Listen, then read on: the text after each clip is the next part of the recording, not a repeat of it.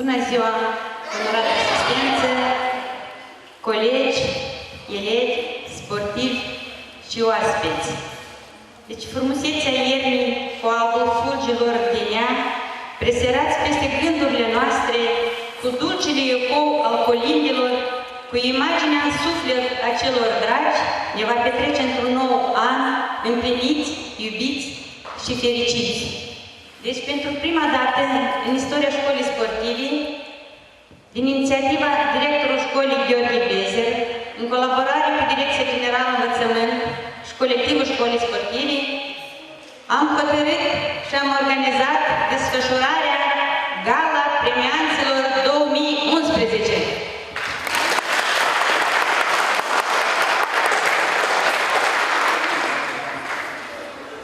Fie ca anul care începe să ți se aștearnă în cale ipoteca netedă, vegheată de steluțe norocoase și îngeri bălăi, iar dorințele voastre, toate, să împlinească câte una în fiecare zi. Deci cuvânt de felicitare se oferă șeful Direcției Generale Învățământ, Tineret, Sport și Mișlia, domnul Ion Delinski.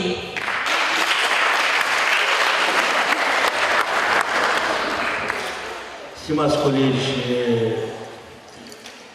dragi antrenori, dragi oaspeți, stimați sportivi, din numele Consiliului Raional și Mișlia, a Direcției Raionale Învățământ și din numele meu personal, permiteți-mi să vă felicit cu prilejul sărbătorilor de iarnă, dorindu-vă multă sănătate, multă performanță, ca să se înmulțească diplomele, medaliile și cupele voastre.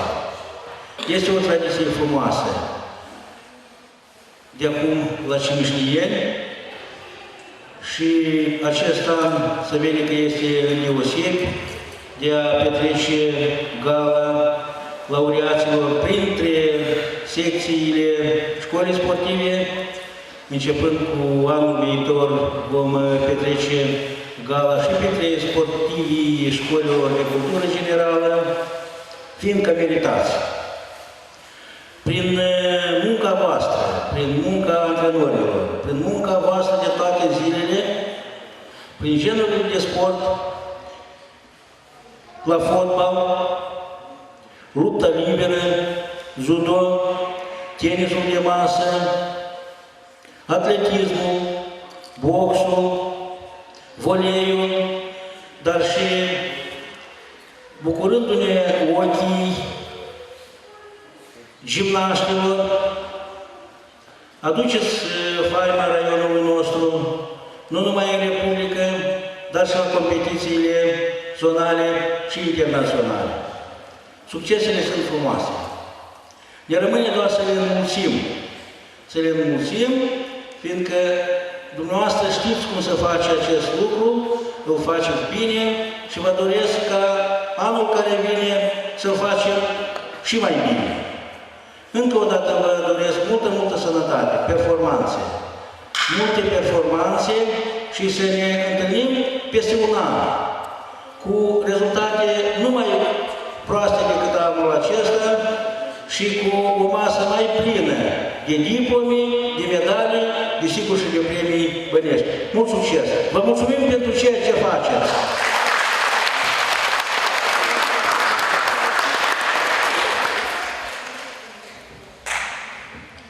Cuvânt de felicitare se oferă directorul școlii sportive, domnul Gheorghe Bezer.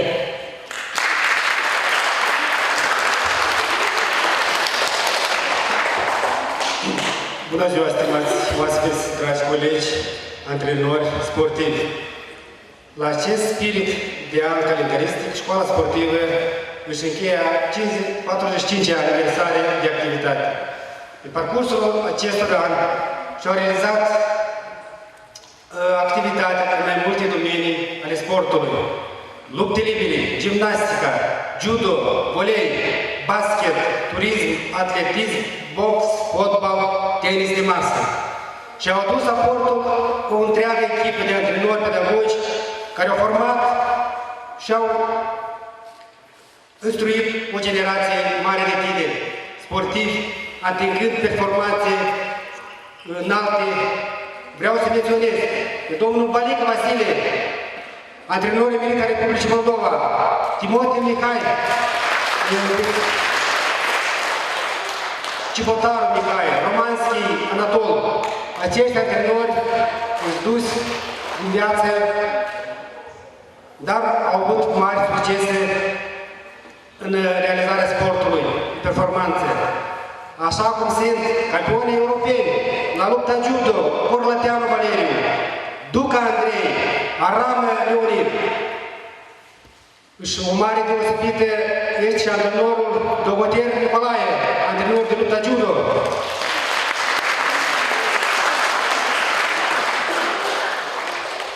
În dezvoltarea școlii sportive, atât din punct de vedere astfel confortabil, cât și de echipament sportiv, un mare sprijin financiar al Consiliului Regional Timișlia, Direcția Generală Învățământ Tineret și Sport, și cât managerii acestei instituții, începând cu Balică Vasile, Țugui Gheorghe, Andriuca Gheorghe. Aplauze pentru acești oameni.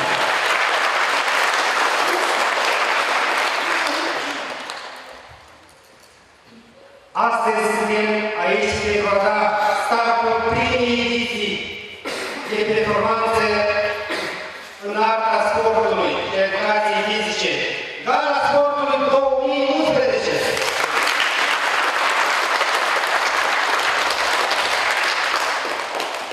Vă felicit personal cu această mare sărbătoare. Vă doresc succese la toți, cât mai multe performanțe, campioni europeni și mondiali. Vă mulțumesc frumos!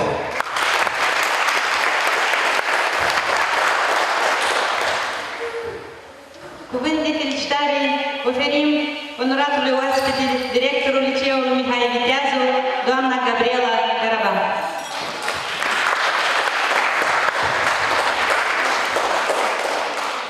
Stimați colegi, dragi elevi, poate vă puneți întrebarea de ce sunt și eu aici și pot să vă răspund foarte deschis.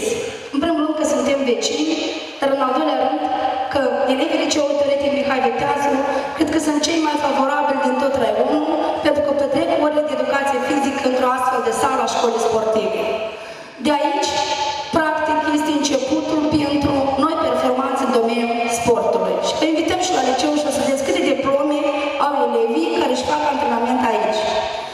Într-adevăr, sunteți bravo toți, începând de la antrenori pedagogi care pun suflet mare pentru a instrui acești micuți, pentru a deveni într-adevăr campioni europeni, mondiali, republicani și așa mai departe.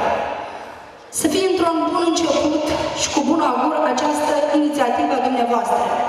Atunci când noi, într-adevăr, spunem pe nume și aducem mulțumiri acelor care au pus umărul pentru a aduce acestor performanțe, sunteți bravo!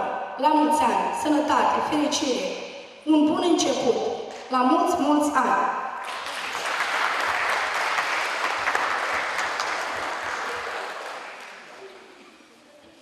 Cuvânt de felicitare se ofere ex-directorul școlii sportive, domnul Gheorghe Andriuca.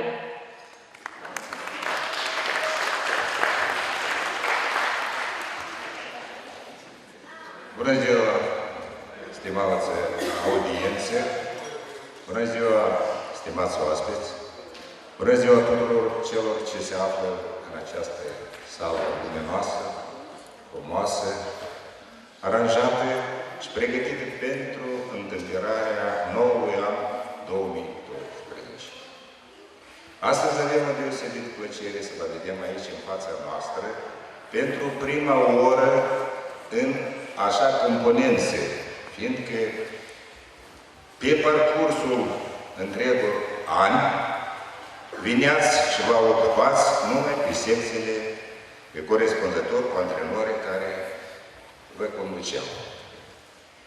Astăzi este pentru prima oară în istoria școlii sportive desfășurată Gala Sportului, gala celor care ne duce faima nu numai după hotarele raionului și Mișlia, ci duce faima școlii sportive și în Republică și după hotarele Republicii noastre, unde se înalță drapelul faimos al Republicii Moldova.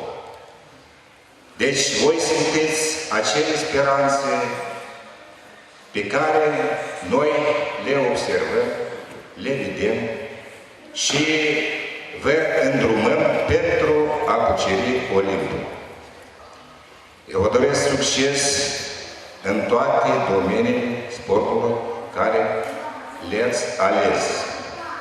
Eu vreau să vă spun că aveți posibilitate ca să vă antrenați așa, după toate regulile, fiindcă au fost formate toate condițiile, punând umărul Consiliul Raional, Direcție Generală Învățământ, Școala Sportivă, va forma toate condițiile pentru ca dumneavoastră să aveți toate posibilitățile să vă antrenați.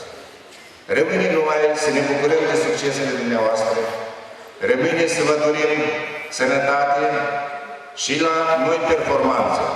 Succes la mai mult și la mai mare. Vă mulțumesc!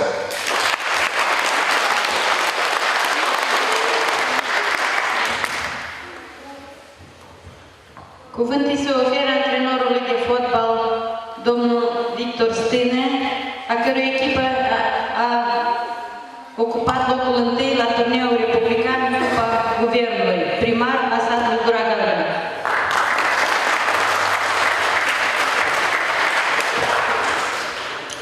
Stimați tineri sportivi de performanță, chiar vreau să vă numesc, așa și este, dragi colegi, stimate director Direcției de Învățământ, Tineret, Sport, deci am o mare onoare să mă aflu printre dumneavoastră la acest eveniment, unul deosebit și iarăși extrem de important pentru dumneavoastră, fiindcă dumneavoastră, într-adevăr, reprezentanți mândria și viitorul raionului nostru. Și chiar vreau să vă zic că ne mândrim cu voi. De multe decenii și de mult timp, raionul Cimișlia s-a bucurat, a avut mari performanțe. Aici, în aceste pepiniere, s-a cultivat mari talente care au devenit, după cum am menționat colegii mei, campioni mondiali, campioni europeni, care au apărat cinstea țării noastre foarte, Uniunea Sovietică, și acest lucru noi împreună cu dumneavoastră trebuie să continuăm și în continuare. Și anul care a trecut, știu că ați avut mari performanțe, mari rezultate la diferite probe, chiar mă mândresc cu acest lucru și am demonstrat încă o dată că împreună cu dumneavoastră și de aici, de la Cimișlia, chiar de ce nu și pentru anul viitor, vor da loturilor naționale nume de aici, de la noi. Și eu sunt mai mult ca convingător că acest lucru se va întâlni, fiindcă așa deși voi cum sunt antrenorii dumneavoastră de aici, de la Cimișlia, sunt nu atât de des întâlniți. Cu ocazia sărbătorilor de iarnă, dragii mei, primiți sincere salutări, să aveți parte de o vacanță frumoasă, veselă, cu toate că pe locurile lipsește zăpada mult așteptată. Antrenorilor, profesorilor le doresc de asemenea în continuare să aibă sănătate, putere de muncă și ca anul 2012 să ne întâlnim tot aici, tot în această sală, dar cum s-a menționat, cu mai multe premii, decorații și mult mai mulți campioni. Și cred că așa va fi.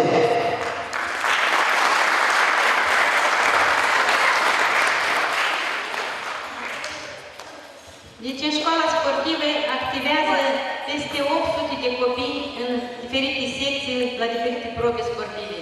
Deci astăzi ne-am adunat în această sală cei mai buni, cei mai activiști, cei mai puternici, cei mai dârji.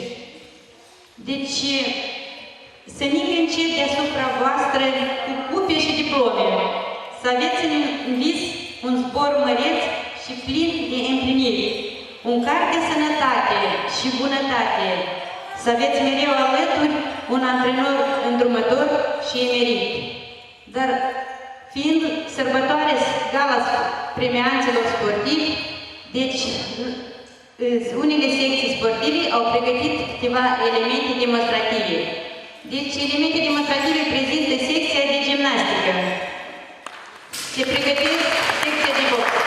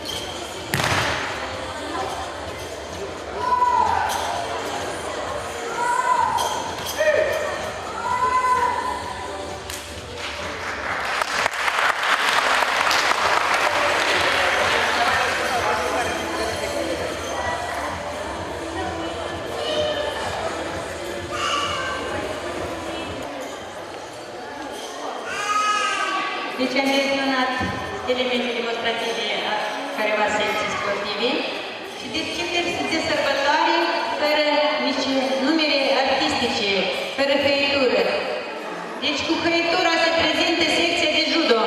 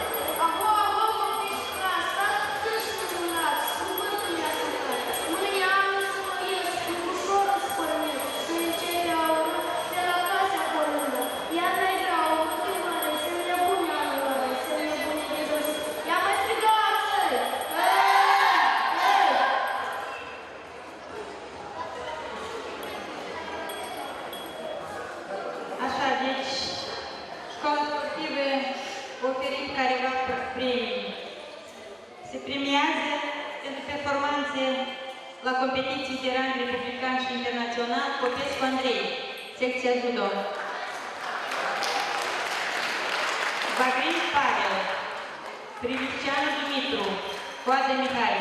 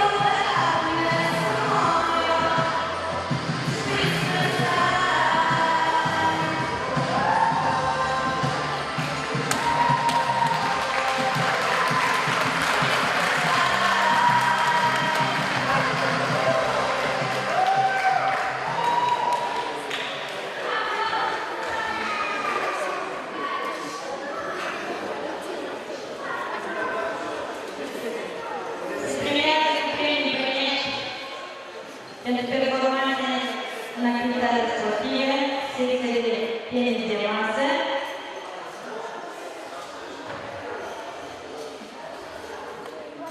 Rudu Andrei, Dogodaru Sergiu, Pasat Vasile, Pociorba Adelina, Prof. Maria.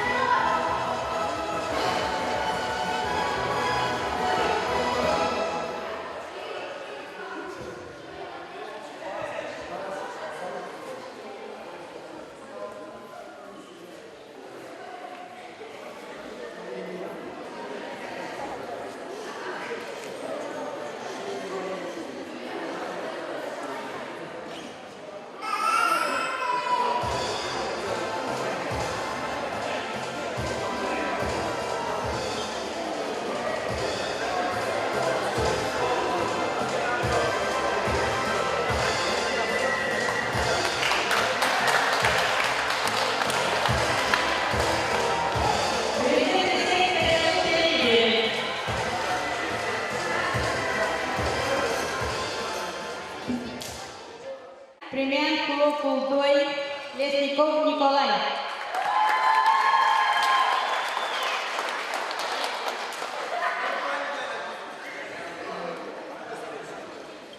Aram Ilie. Grosu Grigori, membru al Lotului Național al Republicii Moldova.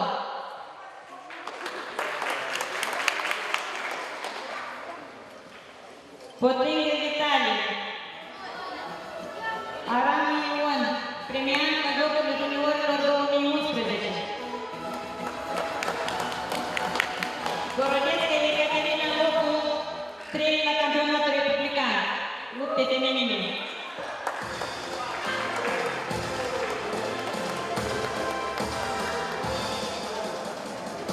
Deci compania Orange oferă cadouri.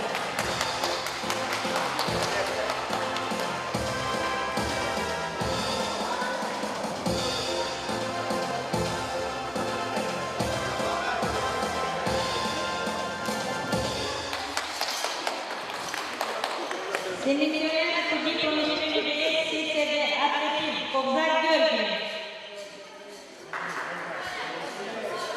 Cobzac Andrei, Cheretar, Pelivan Cristi, Marin Marin,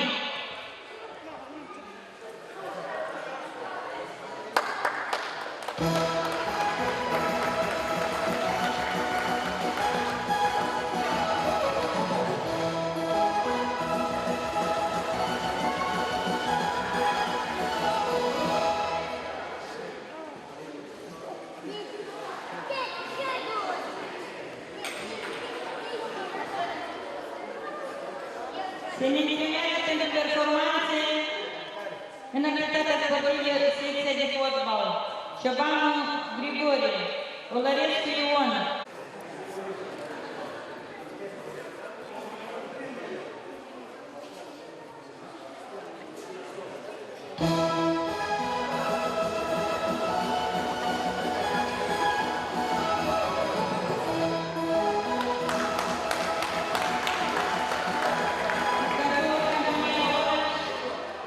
Oferă Olărescu Ion Andrei, Borș Grigorie.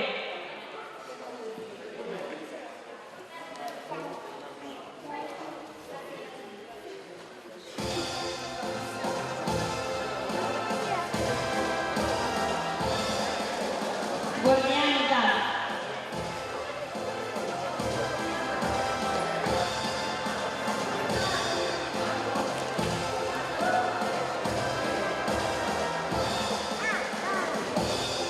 Diplomul și trebuie venit menționează secția de volei, Celpan Volga, Celpan Ana, Turutea Paulina și Botariu Mihaela.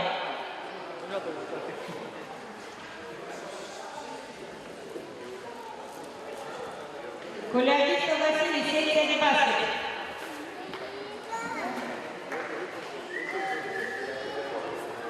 Coleagistă Vasile.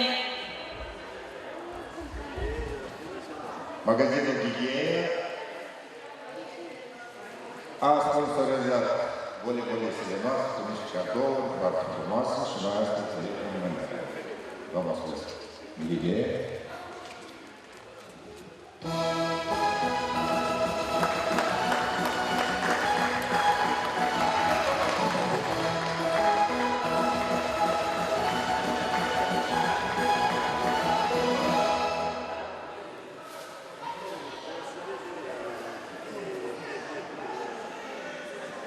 Secția turism, Login Irina, Damian Mihail, Vasilache Ion.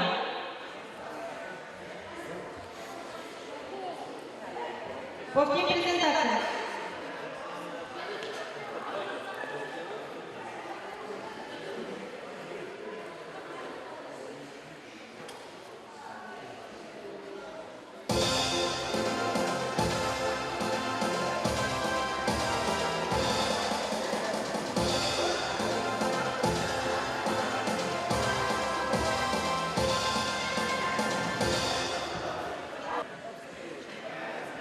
Se menționează cu titlul de onoare Fiodorul Constantin, antrenor de atletism.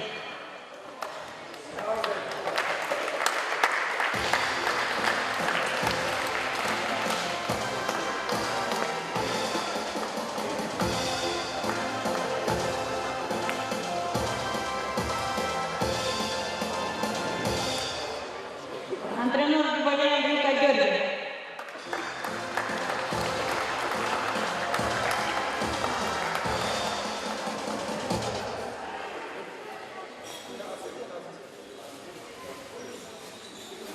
Se menționează cu diplomă și cadou Stână Victor.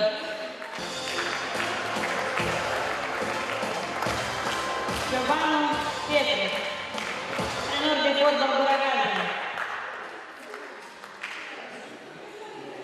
Mă numesc Museață Victor, pe parcursul anului am realizat rezultate foarte bune, am muncit din greu, uneori chiar și plângeam, transpiram în sală și era nevoie ca să mă dezic de unele lucruri chiar. Ar vrea să mulțumesc foarte mult antrenorului Untilă Dumitru pentru investiții care a alergat și a muncit ca să obțin aceste rezultate și mulțumim mult lui Dumnezeu pentru că m-a ajutat și m-a încurajat și mi-a dat putere. Mă numesc Gheorghe Beze, sunt directorul școlii sportive. Astăzi, în incinta școlii sportive, s-a desfășurat, a avut loc ceremonia Gala Sportului, unde la inițiativa este a mea, fiindcă e un lucru foarte bun de a premia cei mai buni sportivi a școlii. S-a făcut câteva rezultate, s-au luat din toate secțiile de ce le avem noi în școala sportivă, cei mai buni sportivi care au participat la turnee republicane, campionate republicii, campionate europene și la cele mondiale. Astăzi au fost prezenți aproximativ toți sportivii, copiii și mai mulți din alte secții de sport pentru că au venit să vadă Gala Sportului 2011. Asta este prima ediție a școlii.